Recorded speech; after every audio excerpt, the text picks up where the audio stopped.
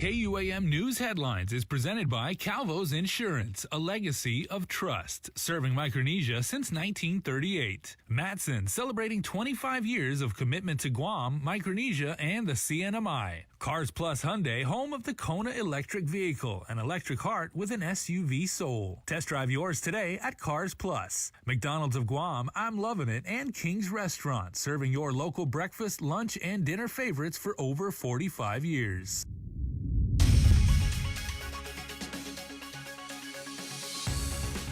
Ahead on primetime, little details coming out about a death in Jigo over the weekend. Plus, Public Health during a media briefing today details their new testing strategy. And lawmakers resume session. At issue, a bill to adopt an implementation plan for local ward claims payments. Hafaday, good evening. Thanks for joining us. Topping our newscast tonight, a death investigation is underway after a lifeless body was found this weekend in the northern part of the island. KUAM's Hannah Devanzo has this report. Little is known about an ongoing death investigation. What do we know?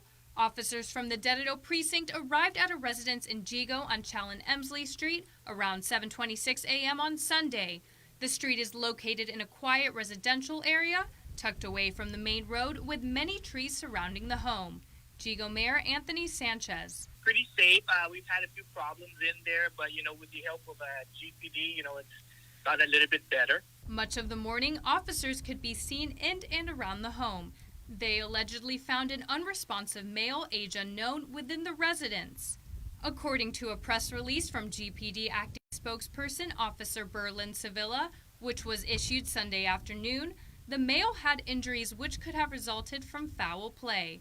Guam Fire Department spokesperson Kevin Riley said, because GPD is still conducting their investigation, GFD cannot comment on the patient's status. Sevilla added that detectives with GPD's criminal investigation section were activated and the investigation is ongoing. KUAM reached out to GPD and could not provide any comment as of news time. Reporting for Guam's News Network, I'm Hannah Devanzo. Thanks, Hannah. It's been a little over 2 weeks of the island hitting triple-digit cases. Even with a new appointment-based system in place, the Tizan testing site continues to see long lines. Today, the Department of Public Health and Social Services announced their new testing strategy at their weekly COVID press briefing. Here's more. We're going to be making right now the decision that starting on Wednesday, for now, we will be rationing testing and limiting to those with the highest risk, and those will be symptomatics and high risk close contacts. And those risks are based on COVID-19 risk for severe illness, hospitalization, and death, which are pretty consistent standards across the board. COVID-19 Public Health Emergency Incident Commander Fernando Estevez announcing DPHSS's new testing plan. According to Estevez, though the lines are long at the Tizan test site, Public Health is exceeding the national average of testing per person in this ongoing surge, confirmed by Public Health Surveillance Branch Director Vince Campo. The total tests since the start of this current surge that we're in, which we're calling around January 3rd, is actually 35,000 tests. So in the past 20 days or so, we've actually been testing quite heavily. And so 35,000 tests and 35,677 tests at a test positivity of about 20.3%, right? So the test positivity is high, and also our testing is also high. From January 3rd to January 21st of this year, Public Health has been averaging 1,870 tests per day, twice as much as the previous surge. This high number of testing is suspected to be because of the highly infectious Omicron variant. Looking at our current surge, you can see it seems that our numbers are starting to form towards the middle of the week. So you can see these small dips are usually our Sundays. You can see that it was usually towards the end or the beginning, but now we're seeing larger spikes in the middle, where again, this was our biggest day, closer to 2,800. And that's when now we're starting to see our test positivity rise as well. Coming out of the Delta surge, Public Health had 66,000 test kits, but as of today, only approximately 33,000 remain. DPHSS has placed more orders for test kits, but with a nationwide shortage of said test kits, it's unclear when Public Health will receive more. Daniel Perez reporting for Guam's News Network. Over the weekend, it was announced that the Monoclonal Antibody Treatment Center will be temporarily closed due to public health running out of Regeneron, which is the MAB therapy being given since the start of the Delta surge. Public Health Interim Chief Medical Officer Dr. Bob Leonguero says, though the MAB site is closed, treatments continue using the COVID antiviral pill, Paxlovid. We have another monoclonal antibody, and that's going to be offered at the hospitals, both GRMC and GMH. But there again, that one is also limited in that we only have 80 doses total until we can get another set of doses in or get the Regeneron in. According to COVID-19 Public Health Emergency Incident Commander Fernando Esteves, Public Health has ordered more monoclonal antibodies, with some arriving already.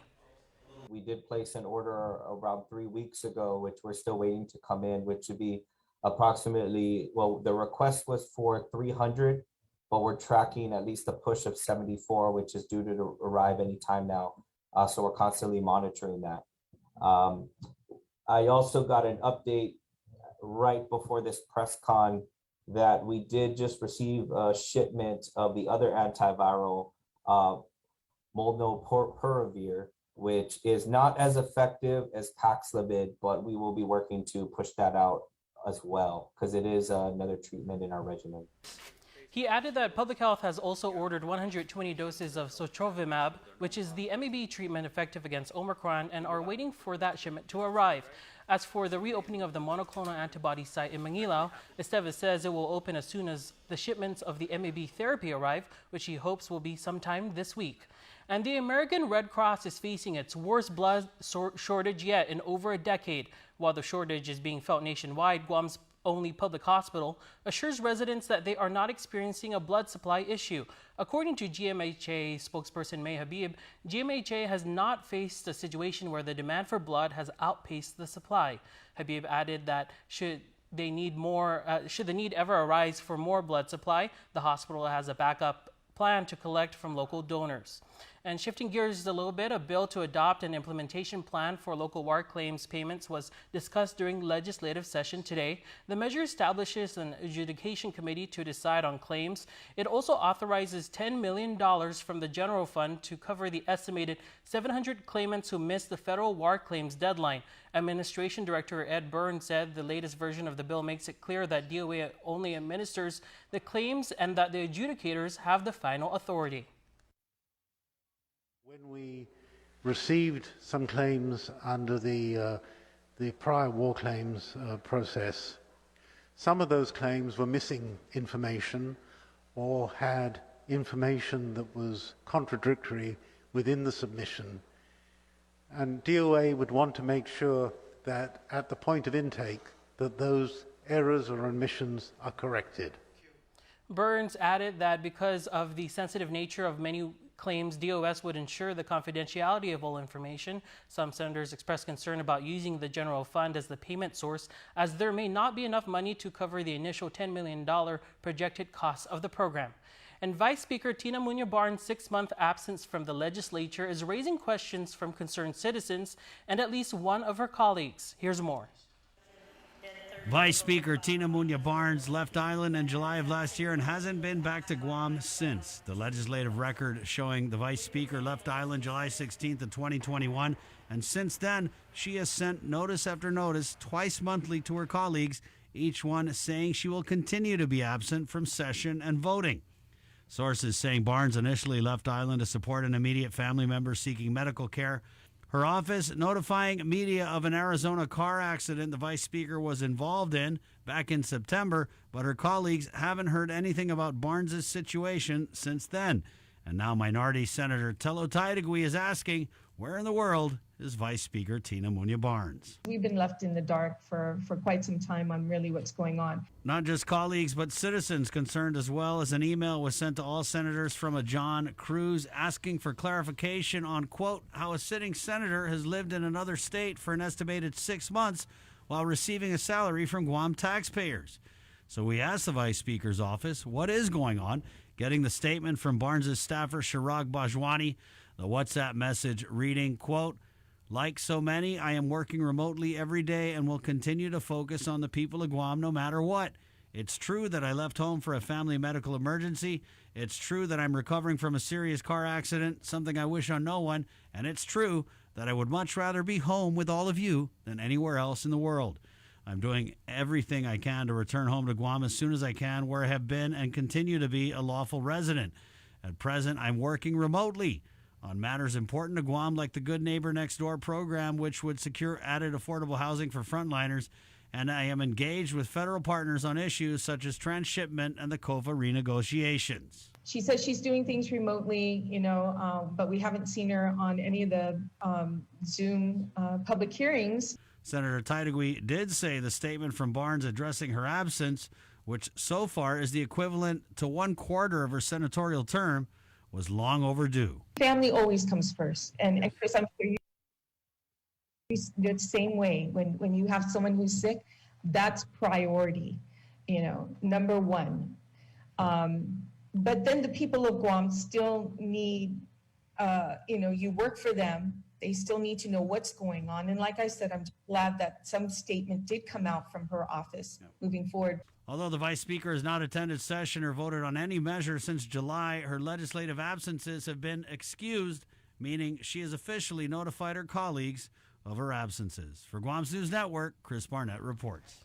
Meanwhile, Senator Taitagui said she may be introducing a bill allowing senators to accumulate sick leave, the senator saying this would help keep her colleagues accountable. And this year marks the 30th anniversary of one of the biggest milestones in the Guam Power Authority's history, the end of the Navy Power Pool Agreement and the full takeover of the island-wide power system. In its monthly meeting tomorrow, the CCU is expected to sign off on another 10-year extension of its customer service agreement with the Navy. Several officials who were on hand for the signing of the historic agreement are still with GPA, and Chairman Joey Duenas took a moment to reflect back.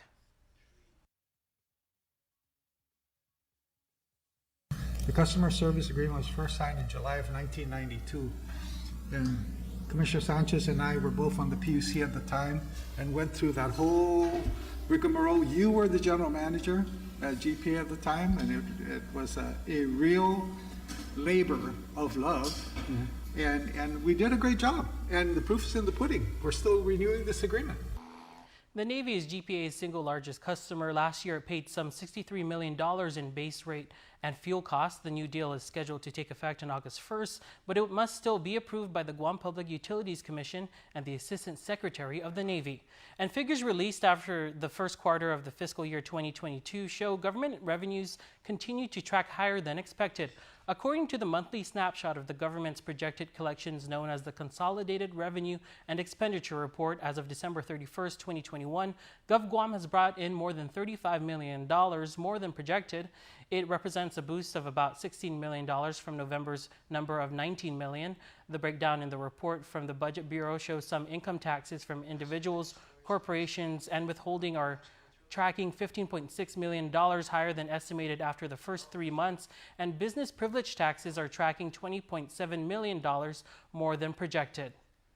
And once again, we invite you to voice your view across our social media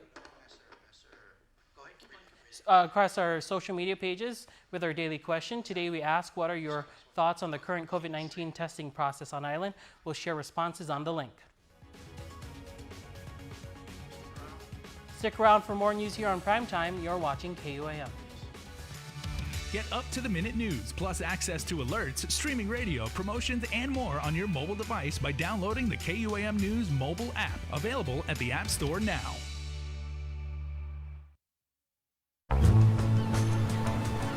It's beautiful. It is, right, baby?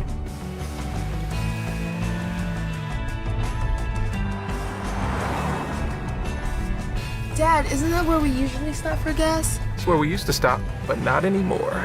But isn't that the place with the milkshakes? Okay, all right, let's go. Get it out, kids. Take your adventure further in the first ever Santa Fe Hybrid. Don't need a work break, keep the smile on your face. The moments you can't replace, and I'll be around.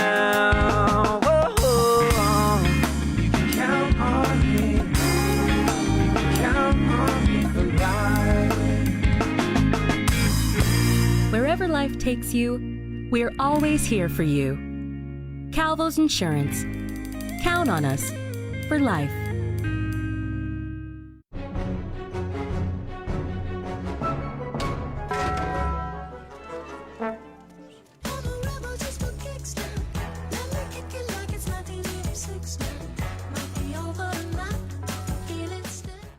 Let us know what's up on our KUAM News WhatsApp tip line at 671-727-0094. Share information about what's happening in your town, on Guam or the CNMI, and what you want us to know. Reach us on WhatsApp at 671-727-0094. Welcome back. The Department of Public Health will be continuing to host its after-school COVID-19 vaccination clinics this week at 4 Guam Department of Education schools in an effort to accommodate parents. A COVID vaccine outreach is scheduled for tomorrow from 3 to 6 p.m. at Weddingale Elementary School. Then on Wednesday, same time, a vaccine clinic will be held at Talafofo Elementary School. And finally, on Thursday, there are 2 vaccination clinics scheduled from 3 to 6 p.m. at CL Taitano Elementary School and Miritso Elementary School. All COVID-19 vaccines will be available as well as booster shots. Just a friendly reminder that parents or legal guardians must provide the minor's birth certificate, government-issued photo identification, and guardianship or power of attorney for legal guardians. Minors must be accompanied by a parent or legal guardian when getting the jab. And in regional news, over the weekend, the CNMI recorded its 22nd COVID-19 related death. Last night, Saipan also reported 38 new COVID cases, bringing the total to over 4,200. Meanwhile, the NMI also continues to see its vaccination rate climb. It's now at 98.5%. Public Health there continues its house-to-house outreach, visiting 110 homes this past weekend. They were able to administer boosters to 58 people on Saturday. And keeping with regional news, the CNMI continues to face mounting financial pressure amid the pandemic's economic blow. They estimate a $42.6 million deficit. Here's a report by the numbers. The NMI facing a $42.6 million deficit in fiscal year 2021. The region facing mounting pressure as the pandemic devastates the tourism industry. In his report to the legislature, Secretary of Finance David Attilig says tourism arrivals dropped by 97.5%. As the stability of the NMI's economy teeters on a fiscal cliff, the nearly $500 million in American Rescue Plan Act deployed as a parachute. Secretary Attilig says that the NMI saw a $3.3 million revenue surplus. That comes with $18.8 million in COVID pandemic disaster expenses under review for reimbursement by FEMA. The $64.7 million deficit estimate is brought down to the $42.6 million total with those figures at play. Attilig notes that the deficit is mostly attributable to recent disaster and COVID-19 operations, just over $9 million for medical referral, nearly $27 million for law enforcement, and over $33 million for disaster. Attilig says the law enforcement costs are tied to overtime in the pandemic response. Medical referral expenditures are a result of having to send patients to the U.S. due to travel restrictions in Asia. Attilig says that the injection of federal sources softened the pandemic's blow. However, efforts to pursue larger-scale resumptions in tourism and economic activity will be required to meet government obligations. A historic making gubernatorial ticket in the NMI is officially in the books, the NMI Democratic Party making their case amid a looming Senate impeachment trial for Governor Ralph Torres, who is seeking re-election.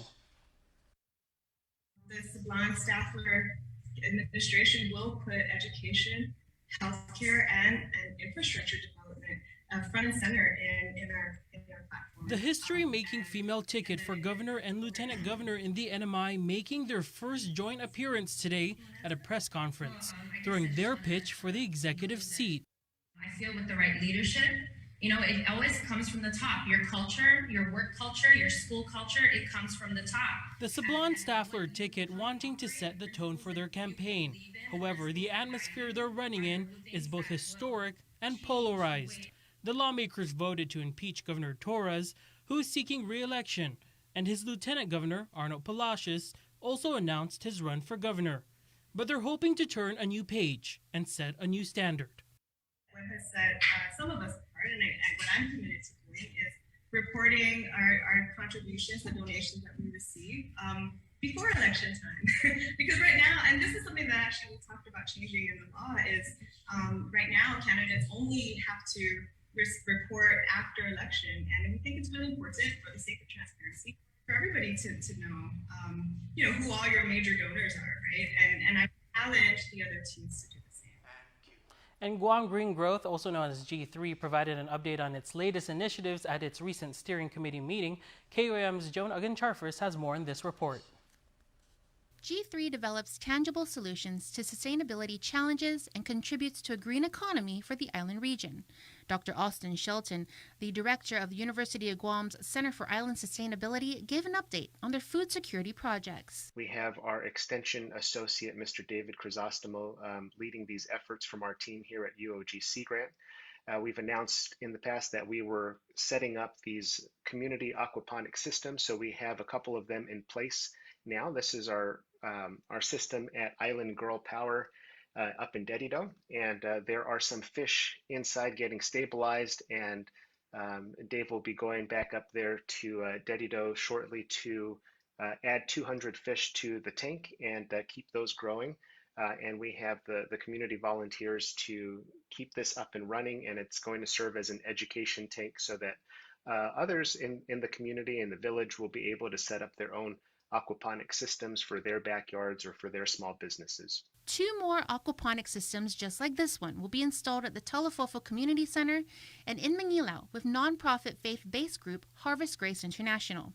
Meanwhile, Shelton also shared the very latest on their natural resources initiatives. We had the last big tree planting event of the year was done in partnership with our Island Beautification Task Force, the Soil and Water Conservation Districts, USDA, the Department of Agriculture Forestry Division.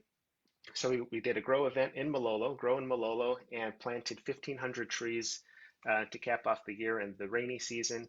And work continues to go on in the GROW initiative to prep new trees. Furthermore, Dr. Shelton noted that one of G3's projects in food implementation, the G3 Community Garden in Hagåtña, remains active because of implementation partners Guahan Sustainable Culture and AmeriCorps Guahan Sustainable Culture.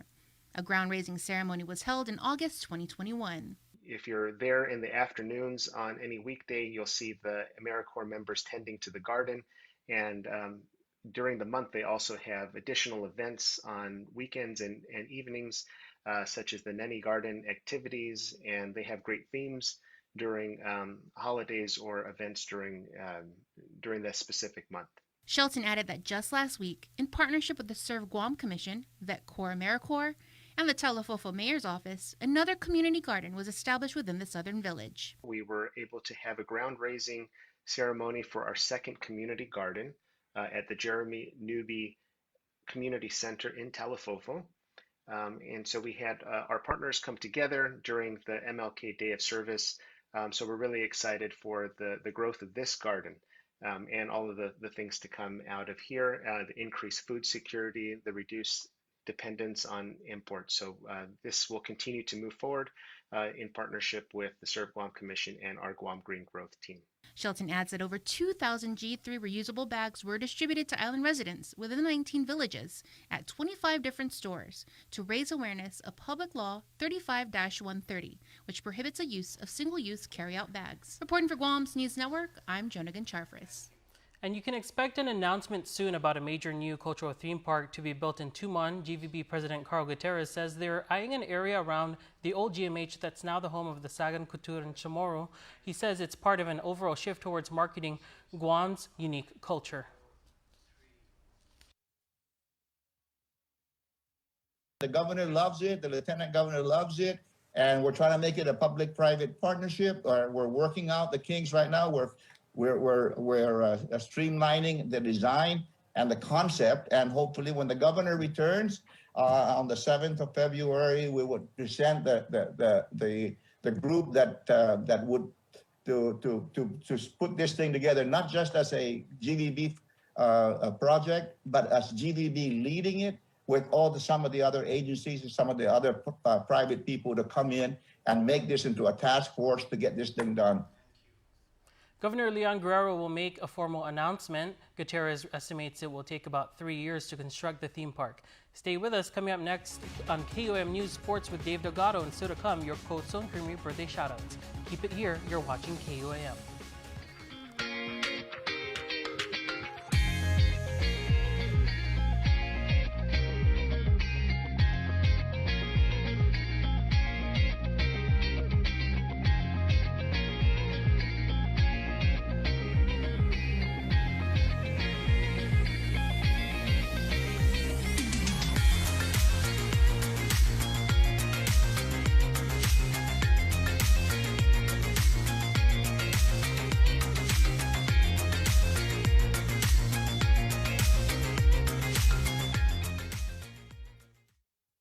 Buenas Sanhafadi.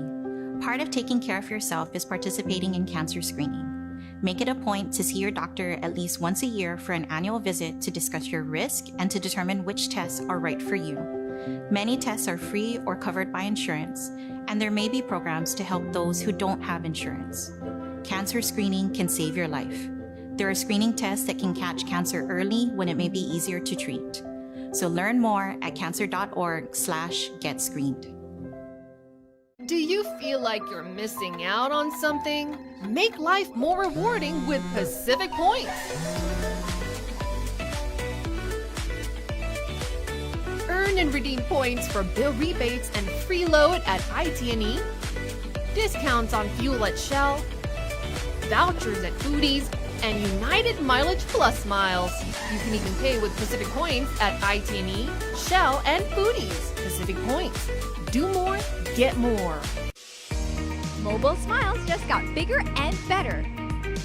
Get more Smiles points for every gallon of fuel you purchase. Or get more miles with United Mileage Plus. Register your Smiles card online to start redeeming rewards today at guam.mobilesmiles.com. KUAM Sports is brought to you by Docomo Pacific. Better together.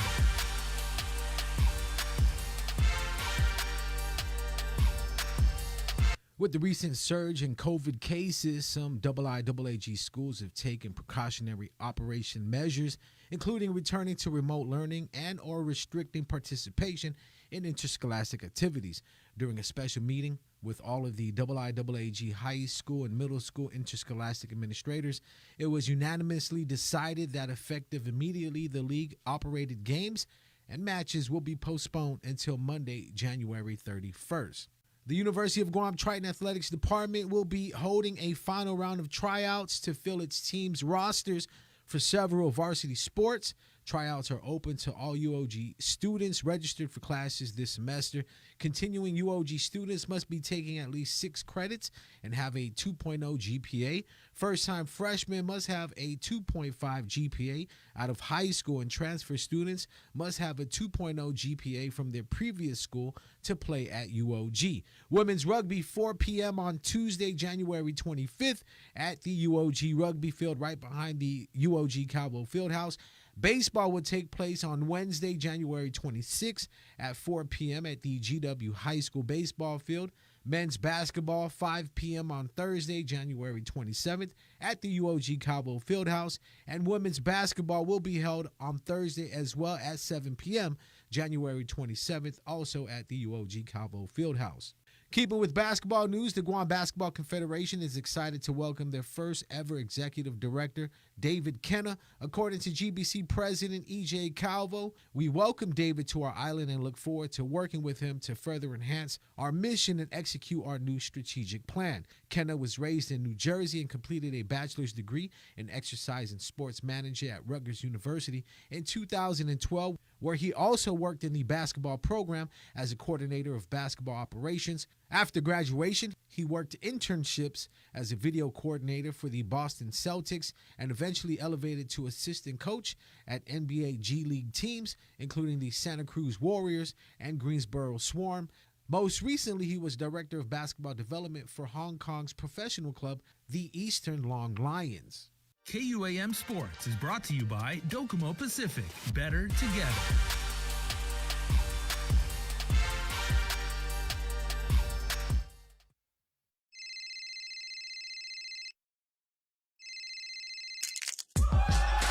Need a new phone? Trade in now and get up to $500 off our best 5G devices. Trade in your older phone in any condition and step up to better savings and speeds only our 5G network can provide. Check out our website and catch up on the best mobile experience. Trade in now. Docomo Pacific. Better together.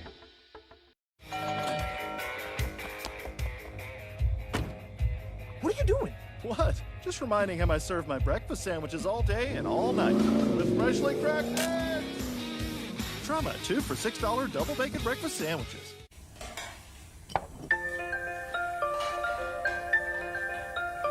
Honey, do you want some milk? Do you ever wonder how your favorite products make their way into your local stores? Most arrive on state-of-the-art Matson vessels that transport containers of food, household items, equipment, and supplies into the islands every week. Because we know that you depend on us, we work closely with our partners to ensure that our shipments arrive on time, all the time, so you can find your favorite products when you need them. We transport the region's most precious cargo that supports successful businesses and promotes a better quality of life for our families.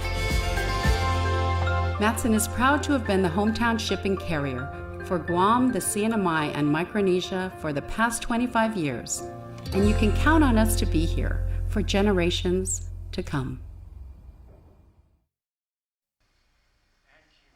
Welcome back. Tonight we feature California Pizza Kitchen as one of the many businesses on island that is Guam Safe certified by the Guam Visitors Bureau and carries the WTTC Safe Travel Stamp.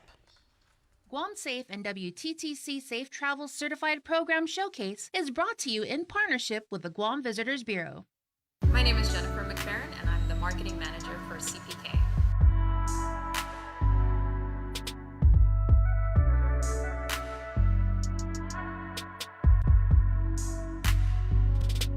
We felt that it was important to convey that we are on board with trying to keep our guests and our staff safe in this crazy time. So it was a nice way to kind of join the community and also combine with GVB to tell our off-island guests and our visiting guests that Guam is a safe place and that there are a lot of options for safe dining establishments here.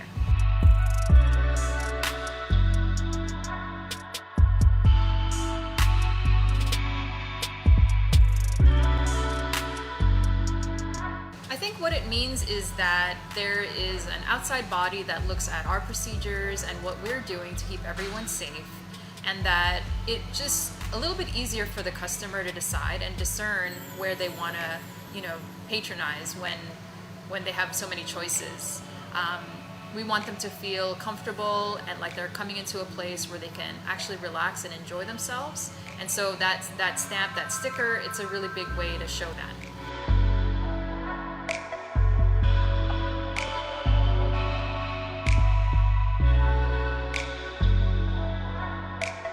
So CPK has done all of the things that DPHSS has suggested and has given us for best practices. Of course, these include all of our standard things like checking temperatures at the door, sanitation, hand sanitizing when guests come in, and of course the same thing for our staff.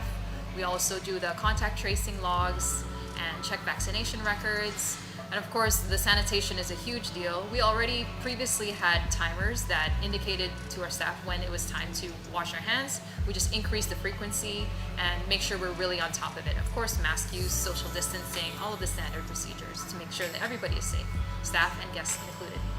Guam Safe and WTTC Safe Travel Certified Program Showcase is brought to you in partnership with the Guam Visitors Bureau. And before we close out the news tonight, our latest round of birthday shout-outs from the Cold Stone Creamery Birthday Club. Happy January 24th birthday to Jamie Christine Balesta from your loving family, and happy belated birthday to Vince Cruz, who was born on the 21st. Happy birthday, Vince. We hope you enjoy your special day, says your family from Barrigada. Remember, you can be part of the Cold Stone Creamery Birthday Club by registering online at KUAM.com. Please make sure to include with your photo, your name, and your birthday. That's going to do it for us here on Primetime. Thanks for watching. Good night.